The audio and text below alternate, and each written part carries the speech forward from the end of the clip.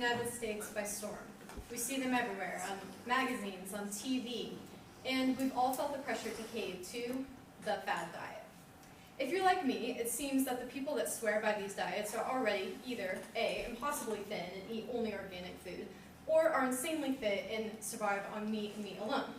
This whole secret of eating healthy seems to be something that only the already thin or the already fit have unlocked, and the rest of us, like me, are standing on the street corner in front of Starbucks debating between a six-pack and a latte.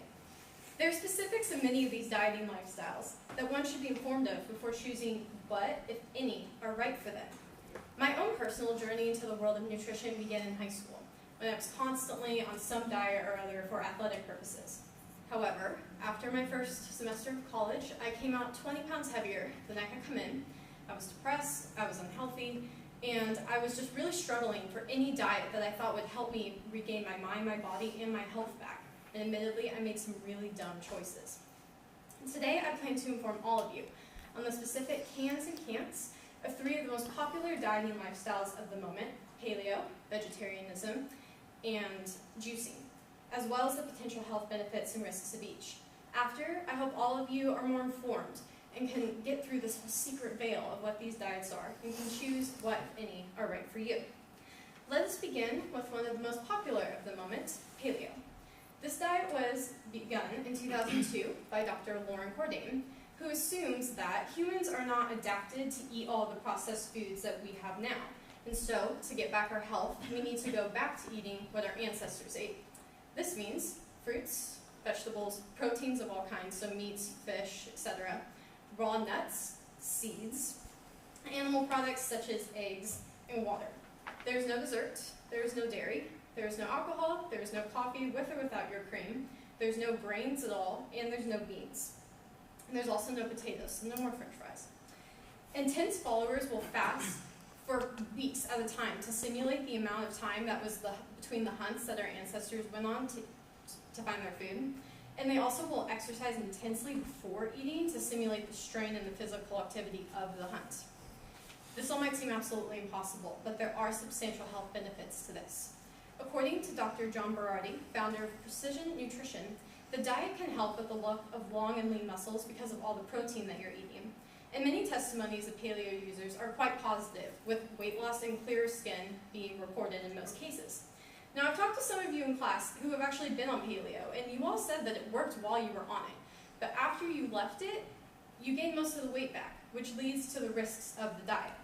There's considerable literature on health benefits of whole grains and beans. Berardi again says that cutting these from your diet altogether is probably a bad idea long term, which is what the diet is. This is a long-term thing. This is dedication. Even Cordain himself, the founder of it, says it can take up to 2 years to hit your maximum results. The evolutionary argument that the diet is based on isn't 100% proven yet, and this can be an extremely expensive diet, as protein, as we all know, is much more expensive than vegetables. While paleo calls for meat, vegetarianism does without it. Vegetarianism is another quickly growing lifestyle within the United States, with 5% living by its rules, according to Ann Coles, MD, author of the Eat Right for Life book series. It is much less complicated as to the cans and can'ts of vegetarianism than paleo.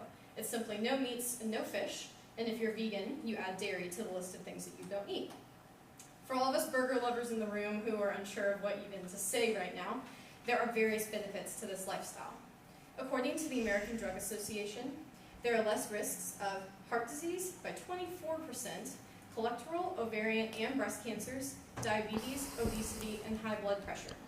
Several large studies, including the European Prospective Investigation in Cancer Nutrition at Oxford, have proven that those that live vegan and vegetarian lifestyles have, when compared to meat eaters, less of a body mass index and lower young mortality rates. This also is substantially cheaper on the wallet as you forego all protein. There certainly are substantial benefits to vegetarianism, but there are drawbacks if the diet is not practiced correctly. Because you're not eating protein, which is very filling, you're more likely to snack, and you're already eating excess carbohydrates anyway to make up for what you're not eating, so you can gain weight if you're not careful. Also, because of the lack of protein in B12, there's a lot of supplements that you often are required to take to make sure that you're eating a balanced diet. Now we've talked of getting rid of meat, we've talked of getting rid of all sorts of processed foods. So what about turning all of your food into juice?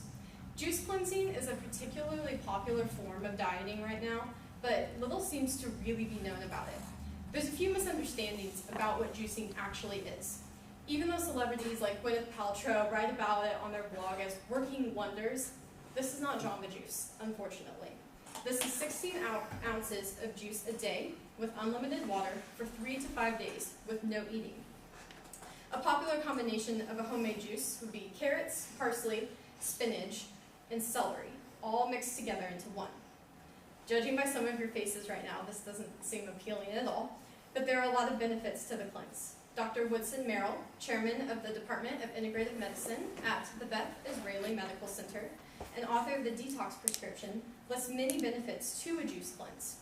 It rests many of your main organs, including your liver and your stomach. It reduces your appetite and increases your energy, and it floods your body with nutrients and rehydrates you. However, as with any diet, there are risks, and with this one, more so than others. Despite what your friends tell you, and despite what the media tells you, you should not go on this for an extended period of time. Most doctors are in agreement that 3 to 5 days is about all that you should do. You actually can gain weight if you go over this for that longer because your body's just craving food, and so you're more likely to binge eat. Even the very same Gwyneth Paltrow admitted that when on a master cleanse for more than 10 days, she was, quote, left hallucinating.